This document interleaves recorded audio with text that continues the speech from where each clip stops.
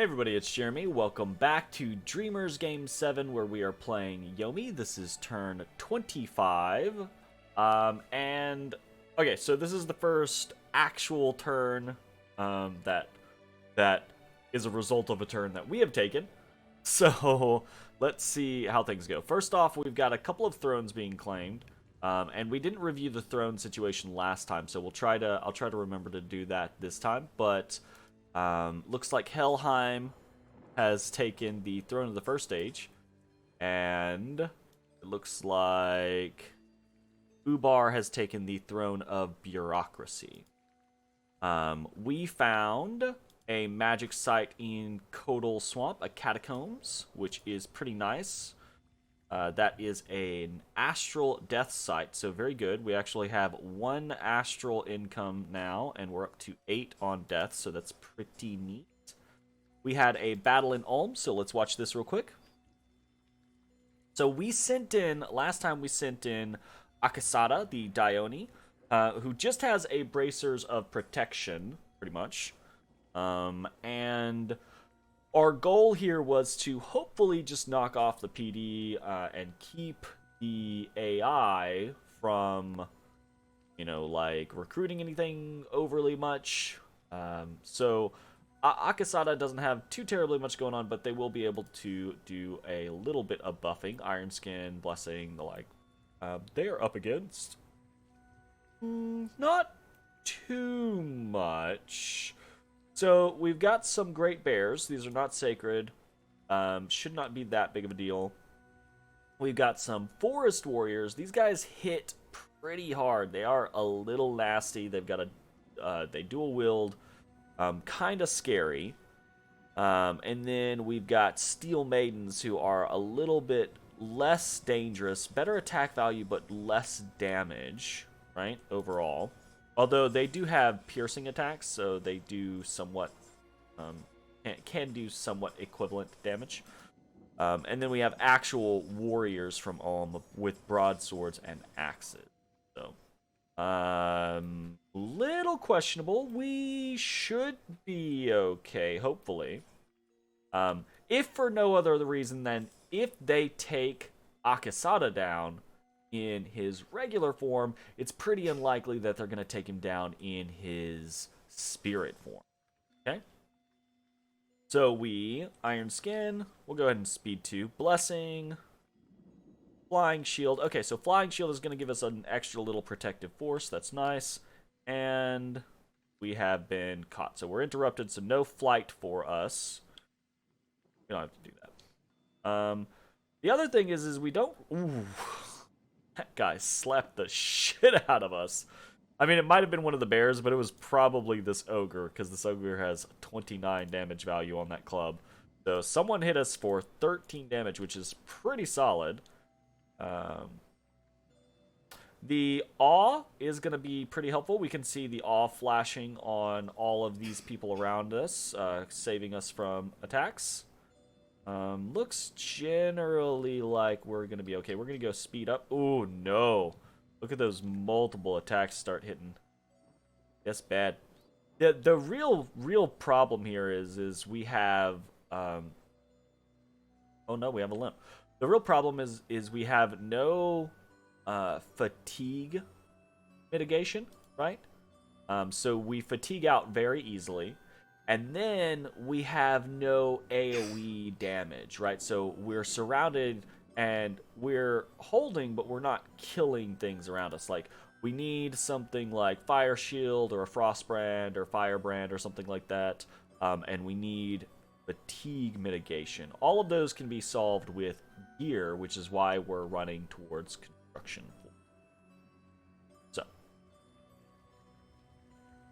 But in the long run, looks like, unless they get really lucky, yep, there we go. So fear kicks in. Ooh, damn, someone hit for 21. That is a solid fucking hit.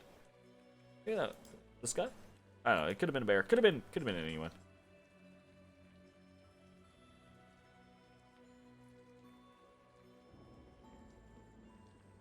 Oh no, I know it's not any of them. It's this guy back here was doing Smite Demon. That's what it was. Oof. My goodness. He got a couple of good licks in, too. We get the flight off. Alright, so Akasada won there. Very nice. Killed 13. Good shit. And that means we... Ooh, actually, most of that was actual force, not province defense. So that's good for us. That means that we killed, hopefully, a good amount of what the AI is going to have left. And now we'll try to pop in onto the fort and siege that down ASAP. Fingers crossed. Okay, next up we have some unexpected events. I don't know if I'm gonna like call this out every single time, but I'm gonna try to do graphics over there. So that was our only battle, so we should have a versus Ulm, 1 win, 0 loss type situation. So we'll see how it goes. I don't know. We have unexpected events. Okay, so this is the rebirth mod just playing into effect. Which is nice, but not something that we're gonna, I think, worry about too. I'm not gonna track this, basically. Rebirth mod is really cool. I think is probably worth running in just about every game. Even if you're not, even if you don't have depopulation nations. Depop. That's not... I took a nap before this. My brain is not firing on all cylinders. What is pop kill? My goodness, not depop. What? What in the... even if you're not playing with pop kill nations, I still think Rebirth mod is a nice mod to play with. Because it makes crappy provinces somewhat valuable over the course of a medium to long game. So, it's just nice. And then we have Strongdale. Ooh, nice. Okay, treasure has been found. We got plus 560 gold, water gems, a star of heroes. Sure, cool. And then we got in White Forest, a handful of gems have been found in the grove, in a grove in the forest. So plus 9 nature gems. And I don't know if I'm gonna track everything from events. Like we said, I'm probably not gonna do all of the rebirth things. But I do think it's cool to know when we get a lot of money and we get a lot of gems and things like that. So maybe I'm putting that on the graphic. I don't know. We'll see. Okay, and then we have a worldwide event occurs. We have Misfortune 1. There's that. Cool. And we have not really sieged the fort down. Is what it is. Okay, so what are we doing this turn? Let's go movement-wise, and then we'll talk about the rest of the stuff that we are doing. Movement-wise, for our scouts, we're mostly just, again, trying to consolidate around our borders. And yeah, that's pretty much it. Other than that, we are continuing to move forces northward towards the consolidation of our armies at Ulm. We have Fusaka, this Dione, is heading over to Flemiston. And this is mostly just because this is like the fastest route upwards towards Ulm, but also because we have not done any site searching in Flemiston. So if we don't need Fusaka's aid in the Ulmish fight, we'll probably just start site searching with him, because he'll cover a fair amount of things for us. Say what? You're fine. I just thought you were bad-mouthing me because I didn't bless you afterwards. No, I was bad-mouthing So, aside from that, we are moving a demon priest up towards Iron Caves. Iron Caves is, or Iron Caverns is a cave. Caves are really good for Oni pits, mountain highlands, and caves. Are where you want to make the majority of your Oni free spawn generation. So we're going to work on getting a temple up there with him. And then, aside from that, who are we putting here? Oh, okay, so same thing over here in Strongdale, right? Strongdale is a highland, so we're sending a demon priest there to put up a temple. And so we'll have Strongdale, we'll have Iron Caverns, and we'll have the Below as well as Gray Mountains and Golem Range. Those are our highlands, mountains, caves that are in our territory. So yeah, we're gonna try to make sure we get those all templed up and go into it. Aside from that, we are moving everything from Ancient Woods and Vale of Fortune, all that stuff that we had been consolidating, we are moving that onto Ulm. So, what that means is we have here a small contingent of Oni, some Bakemono Sho, and some cavemen. So they're heading in to Ulm. And then over here we have much the same, right? Small contingent of Bakemono Sho with Yaris, some Ko-Onis, and a Aka-Oni. We've got a small amount of Lizard Warriors, and then a mixture of Bandits and Bakemono Sho. Unfortunately, we don't have any good leaders with any of this stuff, so all of these guys are at morale penalties. So I don't really want them to fight, if at all possible, because they'll probably rout.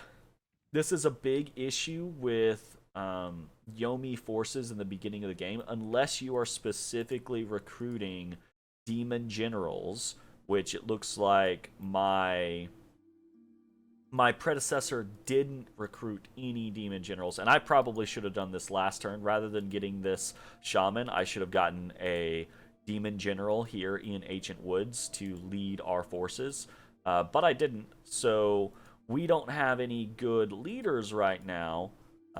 So we're hoping we just don't need to use our forces. What we want to do is we want to have them siege down Ulm, and then send in like a Dione or two, like we did with Akasada. Just send in one or two to break the forces of Ulm and rout them, and then just win that way, right? Rather than actually doing a big battle. So between these two forces, we have 68 siege strength in Vale of Fortune. We have 21 on Ulm right now, and we have 109 in Ancient Woods. So we're going to have about 180 or so, so we should pop this in 2 turns, as long as he doesn't sally out and break our force, which is entirely possible. So fingers crossed there. So that's really what we're doing for movement and military this turn. Let's go through and take a look at building infrastructure and recruitment and things like that. I'm going to start at the bottom and work my way. Oh, we found the seam. Go see that? There's the seam in the map. Hey! I always find it, I don't know why, but I always find it really interesting when you find this in a game. Because you have to be pretty, like, pixel perfect on your positioning for the seam to show up. That's pretty interesting. Alright, so down in the below, we're continuing to recruit Neminares. We are building a lab in Black Harbor, so 1 lab. I'm not going to do this one at a time. We'll show all of the buildings that we're building. So we're building 1 lab in Black Harbor, continuing to recruit in Golem Range and in Gray Mountains, more Neminares, right? We're building a temple in White Forest, and then we're also building a lab in Codal Swamp. And I think this is a mistake, and I can't do anything about this after the fact, but this was not... I feel like this was not what I had intended. I feel like I had been thinking, hey, we should do X, but I don't know.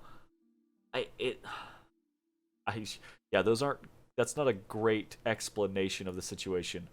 Basically, I think I had been conflating the scenario where I was like, okay, if we're gonna be doing things in Iron Caverns, or hey, we already have a temple here, maybe we put down a lab and gain some benefit from it. And I had a lot of situations where I was thinking about Iron Caverns. I was thinking about blood hunting. I was thinking about this area and what we're going to do in it. And then I was like, okay, well, we'll just build a lab. But I don't want a lab here. I don't even want to be focused in Kodal Swamp. It's a swamp. It's not going to...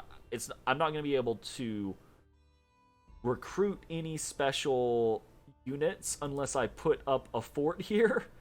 And it's not a place that I want to blood hunt. I could blood hunt here because of the rebirth mod. We could blood hunt for basically forever in a single location, but I don't think it would be a good idea. Basically, I think ultimately this lab is a waste of 500 gold. So this is a boo-boo. My bad. What else are we doing? We're blood hunting in Ghent now. We are recruiting more Diones in Yomi, and we are recruiting... we're going to do this a little bit over the course of time, but we're recruiting some bandits in Yomi for siege... or not siege chaff, but for patrol strength. Because we have unrest in Yomi, we want to get that patrol down. So we have a commander here that we're going to put some bandits on and patrol. Because the issue being is we have this brigand lair in Yomi that is generating 5 unrest a turn, which is kind of a pain in the ass. So we're going to try to get that consistently patrolled down. And then, other than that, we're doing some searching. We're searching with phone down here in Wasay. We are searching with this Earth Random in Ghent. And we are searching with our first shaman, hoping we get lucky with an astral site in the Ancient Woods. And recruiting another shaman. So that's really about all there is as far as actions. Doing some forging. The only ritual or forging that we're doing this turn is forging another Alquill. So +1 Alquill. By the way, here's our Star of Heroes that we got from that random event. This is kind of an interesting item. Not super useful the vast majority of the time, especially to us. For some nations, this can actually be a really nice item because the damage on it is pretty solid for a single-handed weapon. But our Dione have really good enchanted Nodachis already, right? Right, you can see this enchanted Nodachi. This is a two-handed weapon, so an extra 25% of the strength is added to the damage value.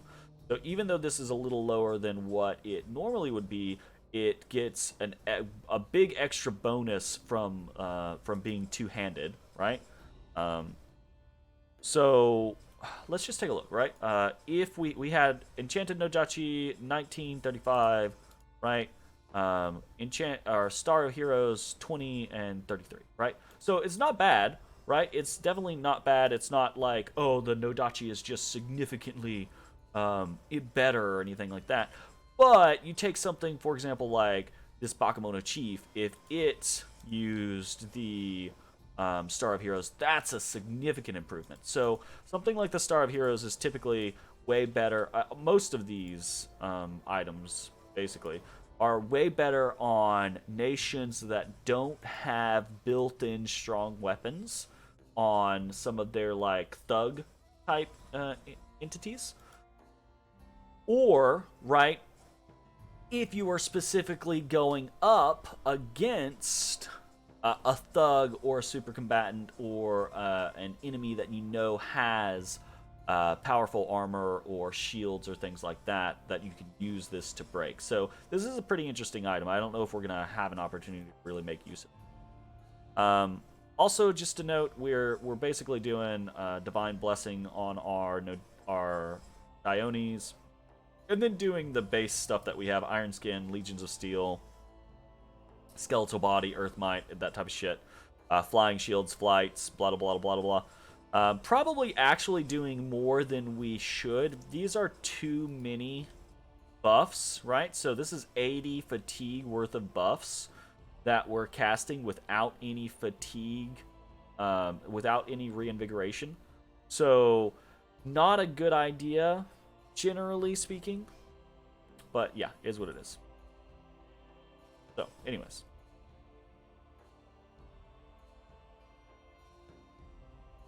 All right. Is there anything else that I want? Oh, right. We were going to go over the Thrones of Ascension. So, this is how the thrones actually stand right now. Looks like Ubar has 2 and Helheim has 2. Then Ermor, Relay, and Sarmatia each have 1. Let's do a quick review of who's got what. So, Throne of Bureaucracy and Throne of the First Age got taken this turn. Throne of Bureaucracy is very high Dominion spread, Order +1, minus gold, and Dominion conflict. This is actually a really good one. Even if you lose the gold, having bonus order is pretty positive for most nations, and a lot of nations don't take bonus order. This would be a super negative for us because it would actually make it to where our Dione or our Oni are weaker in our own dominion, and we would not prefer that.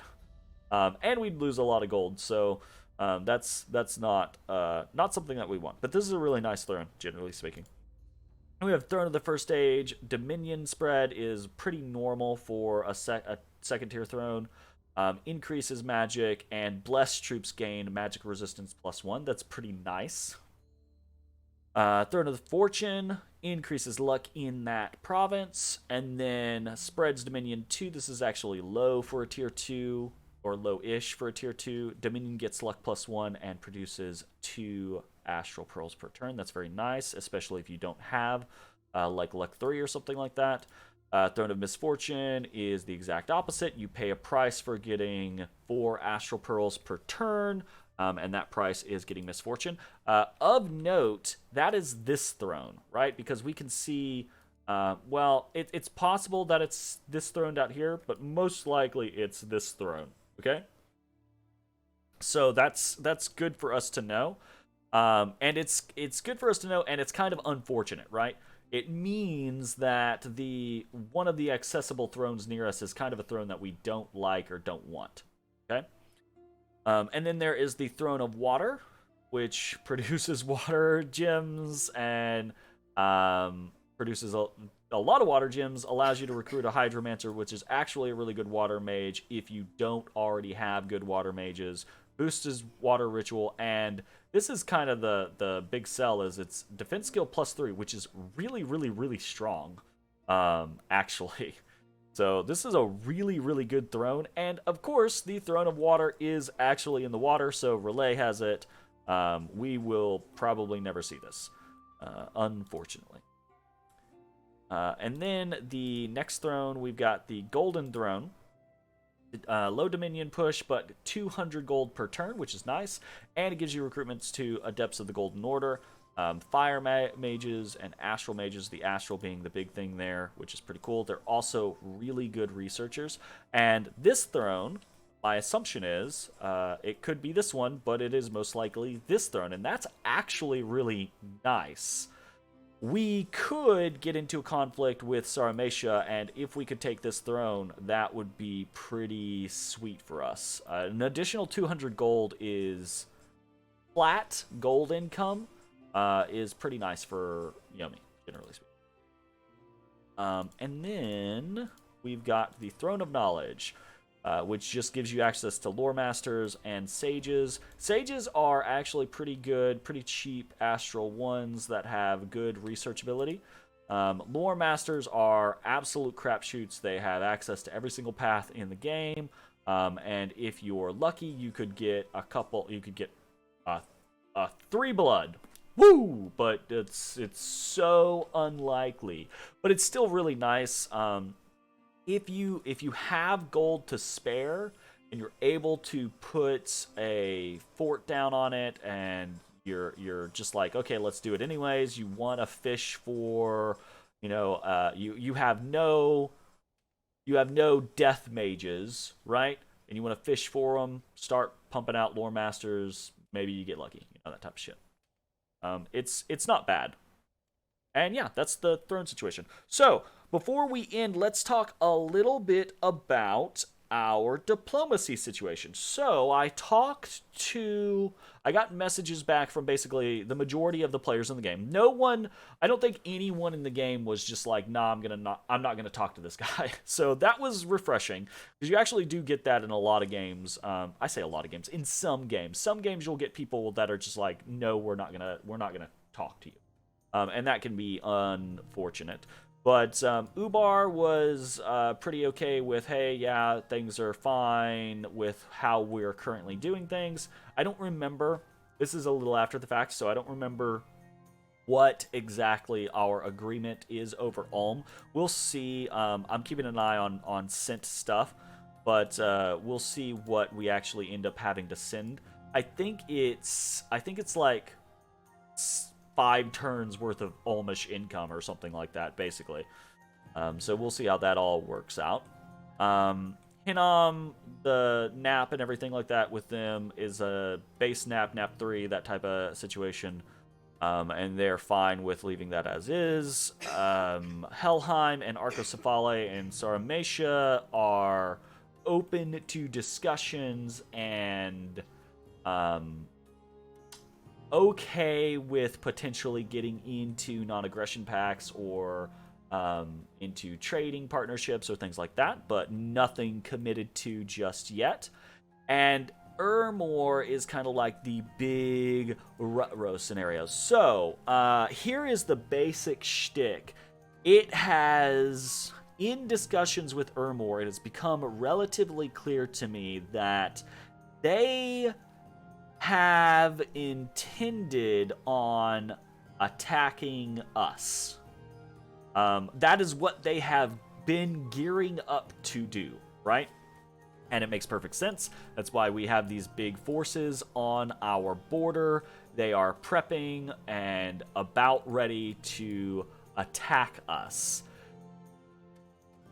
I may have talked them down from it, though.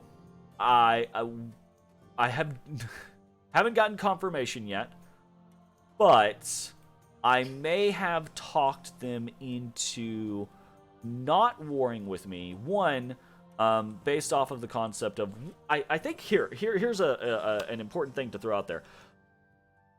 If you are worried, or if you are ever in a multiplayer game and you think, oh, I'm just not going to talk to people because I don't think I'm good at diplomacy. Here's a big secret, right? Most people that you talk to and you are just polite to and relatively friendly with, they will tend to err towards your benefit just because you are polite and friendly. And that's kind of what I feel like has been happening in my discussions with Ermor. I've been firm, I've been confident, right? I've told Ermor, hey, if you decide to attack me, I fully understand, I get it, that makes sense. I won't make it easy. If you are victorious, it will be for a price, right? But I haven't been an asshole about it, right? I haven't been, oh, that's a bad idea, man. Oh, you're not gonna like that in the long run, right? It's a matter of the language that you use when you're talking to people. So I've been very much in a situation to be like, I understand if that's what you want to do. That makes perfect sense. Good luck. I would prefer you not do that. I think we could do better if we work together towards a common goal rather than fight against each other. And of course, right, there's deflecting. Oh, Helheim looks like they're getting pretty big.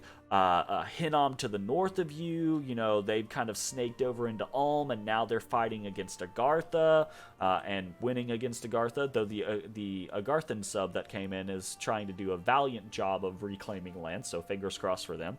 Right, so in that discussion with Ermor, I think I am getting to the point to where Ermor might agree with me and not go to war with me and sign a non-aggression PD.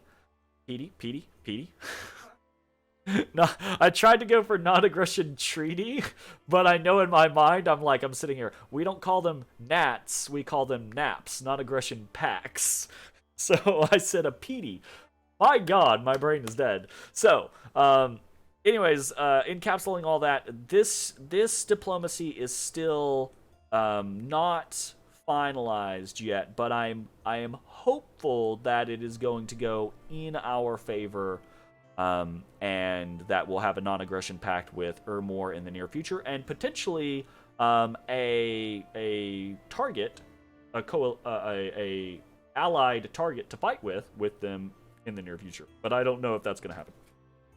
And to be clear, if that is what happens, that is absolutely in our favor, because at our current state, if Ermor attacked us, I am all but positive that Ermor would win, right?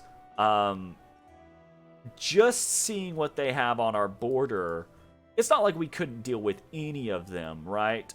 Or any of the forces, but just seeing what they have on the border without assuming anything about their bless, because I know nothing. I have no information about blesses or anything like that. I have no idea what I'm 25 turns in. I don't have a fucking clue what anybody does, right?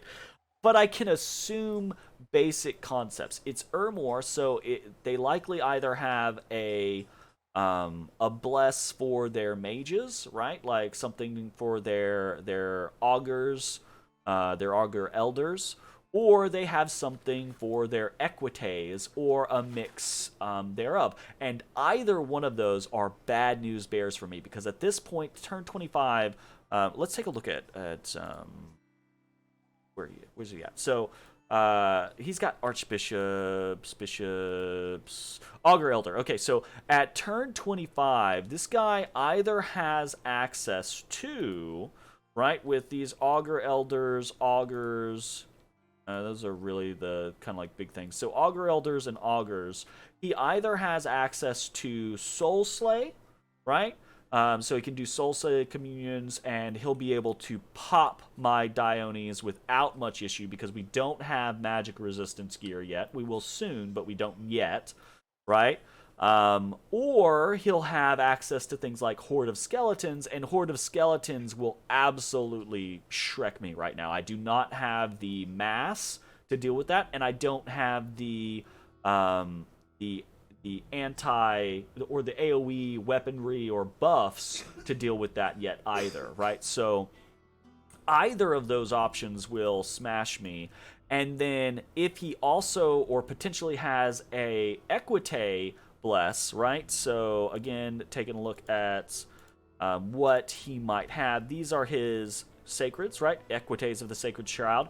They're really good sacred cav. They're not quite as good as something like Hellherdings necessarily, but they take a bless really, really well, and they do a very good job of chopping up enemies with a good aggressive bless, or just like a rainbow bless. They do really well with that as well. So I would not give us good chances. Now, I'm not lying in the fact that I think I would make it painful for him, but I do think that Ermor would win if they attacked us. So, fingers crossed that this diplomacy goes well, that we're able to get a nap with them, that we're able to finish off Ulm, and then we're able to figure out where do we want to go from here. Maybe Sarmatia, maybe into Hinnom, perhaps, right? They kind of snaked up into this. Maybe we can get Ermor to attack Hinnom while Hinnom is still fighting against Agartha, and we can snake up in here and take some of this land, right? And then Ermor can just take the rest, and Agartha can take their lands back, something like that, right? And really, that's more of a diversionary tactic for us to just be able to take some land and then play catch-up, because that's our real goal, is we're playing catch-up. We're not going to get construction for this turn because we had to move too many mages, but we should get it in the following turn. And I think that is probably it for turn 25. It feels so weird to be saying, that's it for turn 25. But this is my second turn playing this game, and there's a lot of shit going on. So, thanks for watching. Hope you enjoyed. We will see you back next time for more Dreamers 7 Yomi. Bye-bye, everybody. Hey, everybody. Thanks for watching. If you enjoyed the video, consider leaving a like, commenting, or subscribing. It really helps me out. If you'd like to see me live, head over to my Twitch at twitch.tv/thedistanthorizon.